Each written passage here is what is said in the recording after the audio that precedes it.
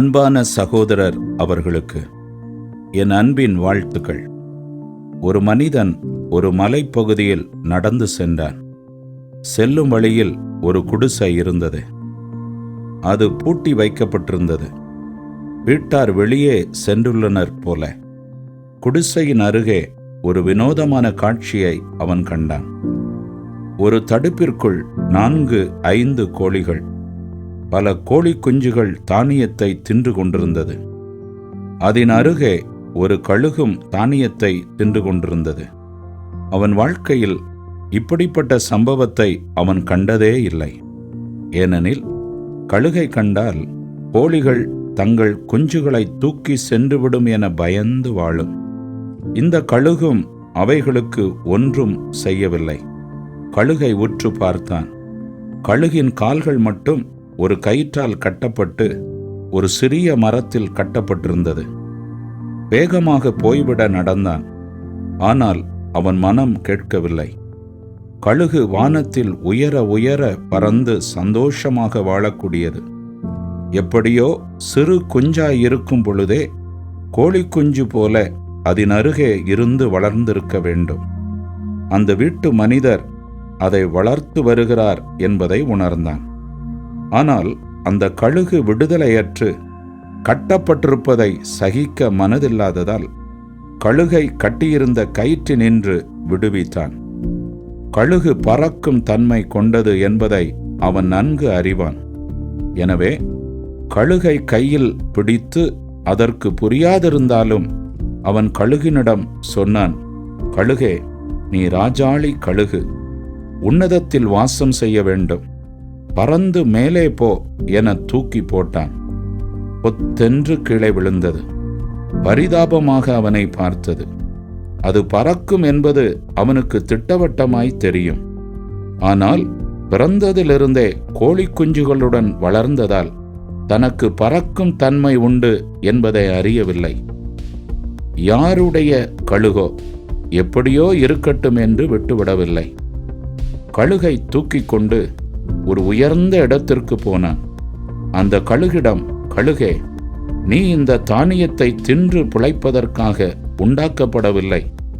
உன்னால் பறக்க முடியும், பறந்து போ என்று கூறி பள்ளமான பகுதியை நோக்கி தூக்கி போட்டான். அதற்குள் இருந்த பறக்கும் தன்மை வெளிப்பட இறக்கைகளை அடிக்க ஆரம்பிக்க கீழே சென்ற கழுகு மேலே மேலே வந்தது. கழுகுக்கு ஒரே சந்தோஷம். நன்றி நிறைந்த பார்வையோடு அவனை பார்த்துவிட்டு சந்தோஷமாய் பறந்து பறந்து வானத்தின் மேலே சென்று கொண்டிருந்தது. கழுகை விட அந்த மனிதன் மிகவும் சந்தோஷப்பட்டான். உள்ளத்தில் மகிழ்ச்சி பொங்க பாடிக்கொண்டே சென்றான். கட்டப்பட்டிருந்த கழுகு விடுதலை பெற்றதற்கே அந்த மனிதனுக்கு அவ்வளவு சந்தோஷம் இருக்குமானால், கட்டப்பட்டிருக்கிற மனிதன் தன் பாவ கட்டுகளிலிருந்து விடுதலை பெற்று அவன் வாழ்க்கை மாறுமானால் அவனை படைத்த கடவுள் எவ்வளவு சந்தோஷமடைவார். பல வருடங்களுக்கு முன்பு பல நாடுகளிலும் மனிதர்களை அடிமைகளாக விற்றும் வாங்கியும் ஜனங்களை அடிமைகளாக பயன்படுத்தியும் வந்தனர். ஒரு முதலாளிக்கு கீழ் ஒரு அடிமை இருந்தால் அவன் தன் சுய இஷ்டத்திற்கு எதையும் செய்ய முடியாது. முதலாளியின் விருப்பம் எதுவோ அதையே அவன் செய்ய வேண்டும். முதலாளியானவன் அடித்தாலும் உதைத்தாலும் சித்திரவதை செய்தாலும் அடிமையாக விற்கப்பட்ட மனிதன் எதுவும் செய்ய முடியாது. வாழ்நாளெல்லாம் அவன் அடிமைப்பட்டிருக்கும் காலம் வரையிலும் கண்ணீரும் வேதனையும் அனுபவித்தே ஆக வேண்டும். ஏனெனில் அவன் ஒரு அடிமை. ஒரு மனிதன் இப்படி மற்றொரு மனிதனுக்கு அடிமையாக இல்லாவிட்டாலும் வேறு விதத்தில் அவர்கள் அடிமைகளாகவே இருக்கின்றனர். இன்றைய உலகில் நாம் காண்பது என்ன? உலகில் உள்ள எல்லா மனிதர்களுமே வெளிப்படையிலான காரியத்திலும் உள்ளான காரியத்திலும் கட்டப்பட்ட நிலையில் வாழ்ந்து கொண்டு தாங்கள் நன்றாக வாழ்வது போல தங்களை காட்டிக் கொள்கிறார்கள். கழுகு தனது தன்மையை உணராததினாலே, தான் யார் என்பதை அறியாததினாலே எஜமான் போட்ட பயிறு வகைகளை தின்று கொண்டு இருந்தது போல மனிதர்கள் தாங்கள் யார், தங்களின் உண்மையான நிலை என்ன என்பதை அறியாமல் தங்களது அறியாமையினாலே இதுதான் சிறந்த வாழ்க்கை என்று வாழ்ந்து கொண்டிருக்கிறார்கள். சிலர் தங்க நகைகளை வாங்கி அணிந்து கொள்வார்கள். முடியாதவர்கள் தங்கம் போலுள்ள அந்த ஆபரணத்தை வாங்கி அணிந்து கொள்வார்கள். அதில் அவர்களுக்கு ஒரு திருப்தி. இதுபோல மனிதர்கள் வாழக்கூடிய மேன்மையான ஒரு வாழ்க்கை உண்டு. அதை அறியாததினாலும் அறிய முயற்சி செய்யாதபடியினாலும் மனிதர்கள் போலியான வாழ்க்கையே வாழ்கிறார்கள். போலியானதை போற்றிருப்பவர்கள் கஷ்டப்பட்டு சம்பாதித்து உண்மையான விலை உயர்ந்த பொன் ஆபரணத்தை வாங்கி பெருமையோடு மகிழ்ச்சியோடு அணிந்து கொள்கிறார்கள்.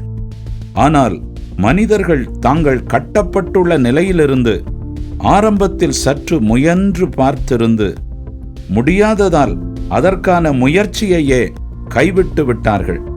அந்த கழுகை போல கட்டப்பட்ட நிலையிலேயே வாழ்கின்றனர். பெரிய பெரிய அதிகாரிகள், படித்தவர்கள், ஞானிகள், பலவான்கள், பக்திமான்கள் எல்லாருமே ஏதோ ஒன்றிரண்டு காரியங்களில் கட்டப்பட்டே இருக்கின்றனர். சிலரது காரியம் வெளிப்படையாக தெரியும், சிலரது காரியம் வெளிப்படையாக தெரியாது. இன்று நாம் காண்பது என்ன? பள்ளி சிறுவர்கள், கல்லூரி மாணவ மாணவிகள், வாலிபர்கள், வயோதிப ஆண்கள் மட்டுமல்ல, பெண்களும் கூட மதுபாட்டில் வாங்க வரிசையில் நின்று வாங்கி போய் குடித்து தங்களின் போலியான மகிழ்ச்சியை வெளிப்படுத்துகிறார்கள். குடி மட்டுமல்ல, சிகரெட், போதை வஸ்துக்கள், சூதாட்டங்கள், விபச்சாரம், வேசித்தனம், பொய், களவு இப்படிப்பட்டதான காரியங்களில் கட்டப்பட்டே இருந்தாலும் விடுபட விரும்பியும் முடியாததால் சாகும் வரை இவைகளை செய்வதுதான் நம் விதி என்று வாழ்ந்து கொண்டிருக்கின்றனர். மிருகங்களை விட மேலான நிலையில் படைக்கப்பட்டவன் மனிதன். ஆனால் மனிதனின் நிலை இன்று கேலி கூத்தாக உள்ளது. நான் மட்டுமா இப்படி, எல்லாரும் தானே இப்படி இருக்கிறார்கள் என தங்களை தேற்றிக் கொள்கிறார்கள். நல்ல மனிதன் என்று நம்பி திருமணம் செய்த மனைவி அவன் குடிகாரனாக உள்ளாரே, திருந்த மாட்டாரா என ஏங்கி தவிக்கும் பெண்கள் ஏராளம். மற்ற பெற்றோரைப் போல தங்கள் தகப்பன் குடிக்காமல் இருக்க மாட்டாரா என ஏங்கி தவிக்கும் பிள்ளைகள் பல உண்டு. படிக்க வைத்து ஆளாக்கி வயதான காலத்தில் காப்பாற்றுவான் என எண்ணிய பெற்றோர் மகன் குடிகாரனானதால் தங்கள் தேவைகள் சந்திக்கப்படாத நிலையில் வாடும் பெற்றோர் ஏராளம். இது மட்டுமல்லாது உள்ளான மனதிலும் பல காரியங்களில் கட்டப்பட்ட நிலையில் வாழ்பவர்கள் உண்டு. பலருடைய இருதயத்தின் சத்தம், யார் என்னை விடுதலையாக்குவார் என்ற ஏக்கம் உள்ளோரும் உண்டு. விடுதலை பெற எண்ணியும் முடியாத நிலை. ஆண்டவராகிய இயேசு சொன்னார், மனுஷனுக்குள்ளே இருந்து புறப்படுகிறதே மனுஷனை தீட்டுப்படுத்தும். எப்படியெனில் மனுஷருடைய இருதயத்திற்குள்ளிருந்து பொல்லாத சிந்தனைகளும், விபச்சாரங்களும், வேசித்தனங்களும், கொலைபாதகங்களும், களவுகளும், பொருளாசைகளும், துஷ்டதனங்களும், கபடும், காமவிகாரமும், வன்கண்ணும், தூஷணமும், பெருமையும், மதிகேடும் புறப்பட்டு வரும். பொல்லாங்கானவைகளாகிய இவைகளெல்லாம் உள்ளத்திலிருந்து புறப்பட்டு மனுஷனை தீட்டுப்படுத்தும். மார்க்கு 7ஆம் அதிகாரம் 20 முதல் 23 வரை. மேலும் பாவக்கட்டுகளில் மட்டும் மனிதர்கள் சிக்கவில்லை, தங்களது ஆவியிலும் பிசாசின் வல்லமைக்கு ஆளுகைக்கு இடம் கொடுத்து விடுவதால் தான் என்ன செய்கிறோம் என்ற சுயநினைவு மறந்து பிசாசின் வார்த்தையின்படியே பேசுகின்றனர், செயல்படுகின்றனர். எருசலேம் அருகே கதரேனருடைய நாடு ஒன்று இருந்தது. அந்த இடத்திற்கு ஆண்டவர் இயேசு சென்றார். அவர் படவிலிருந்து இறங்கினவுடனே அசுத்த ஆவி உள்ள ஒரு மனுஷன் பிரேத கல்லறைகளிலிருந்து அவருக்கு எதிராக வந்தான்.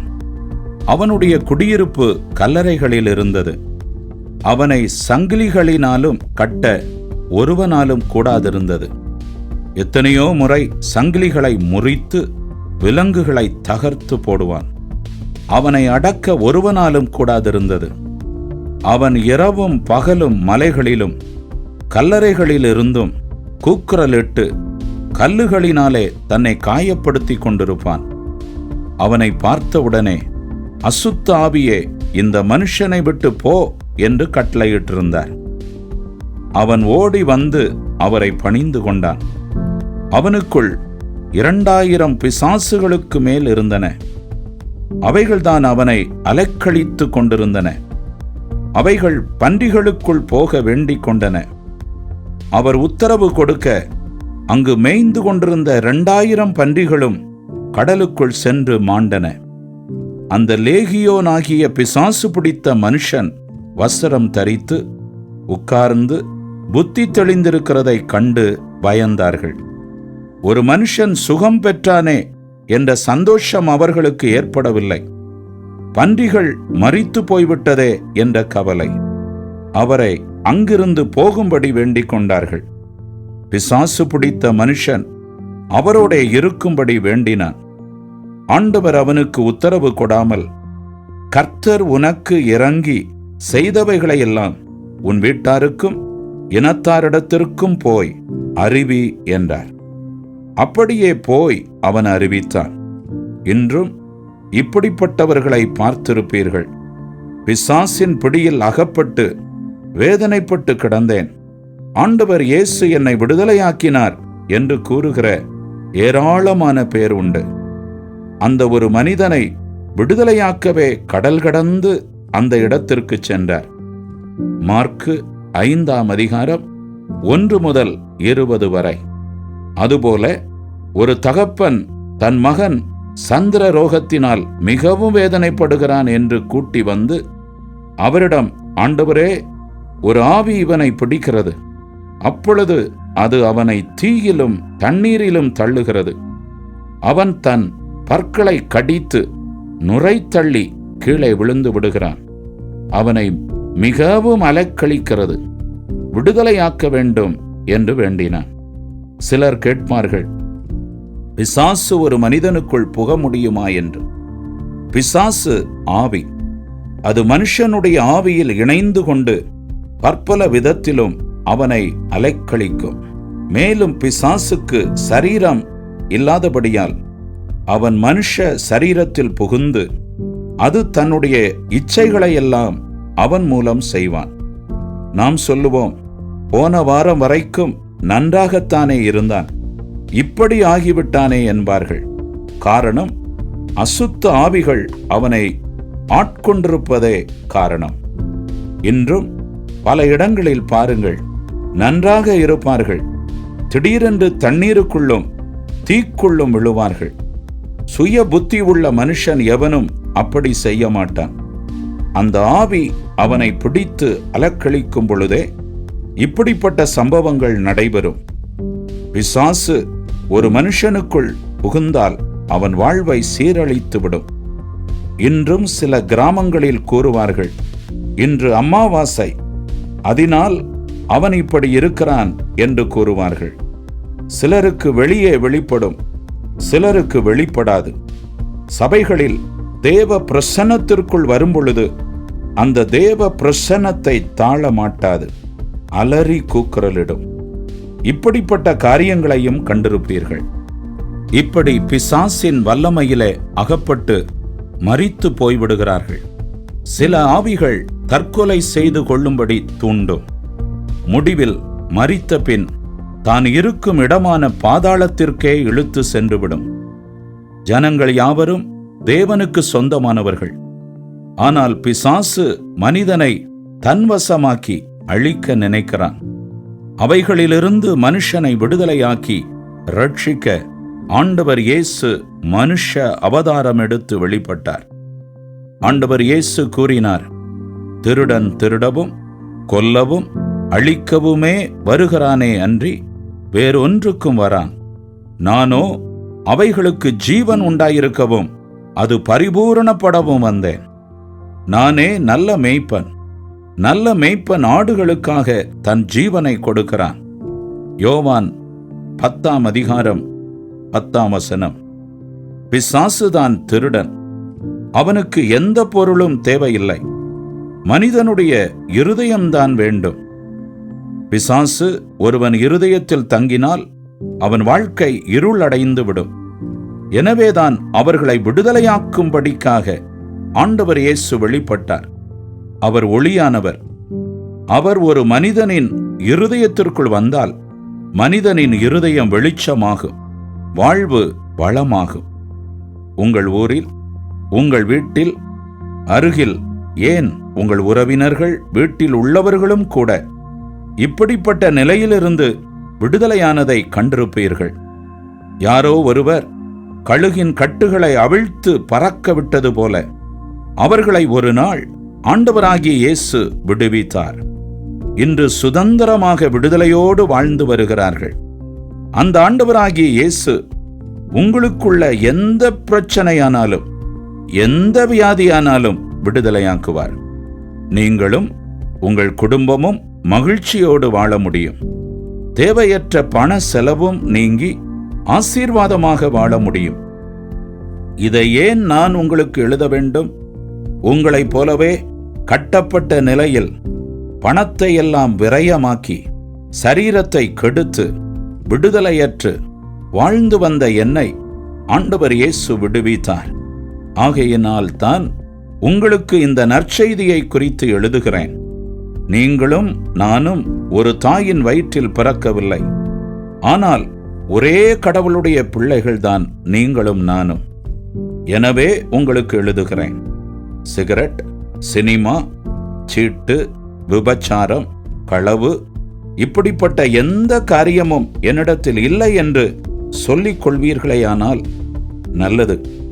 வெளிப்படையான காரியம் உங்களிடம் இல்லை, ஆனால் உள்ளான பல காரியம் உங்களை கட்டி வைத்திருக்கிறது தெரியுமா? அதிலிருந்து விடுதலை பெற வழி தெரியாது தவிக்கிறீர்கள். ஆனால் ஆண்டவர் இயேசு அன்புள்ளவர். அவர் உங்களுக்கு விடுதலை தருவார்.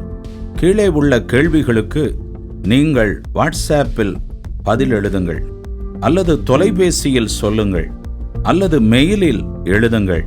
உங்களுக்காக ஜெபிக்க அது உதவியாயிருக்கும். சமாதானம் இல்லாததின் காரணத்தை தெரிந்து கொண்டீர்களா? ஆண்டவருடைய அன்பையும் ஆசீர்வாதத்தையும் அறிந்து கொண்டீர்களா? உங்களின் எந்த விடுதலையின் காரியத்திற்காக நான் ஜெபிக்க வேண்டும்? எந்த வியாதிக்காக ஜெபிக்க வேண்டும்? புதிய ஏற்பாடு என்ற புத்தகம் உங்களிடத்தில் இருக்கிறதா? தொடர்ந்து கடிதங்களை பெற விரும்புகிறீர்களா? உங்கள் வீட்டாரின் பிறந்த நாளை எழுதி அனுப்புங்கள். பரிசு ஒன்றை அனுப்பி வைப்பேன்.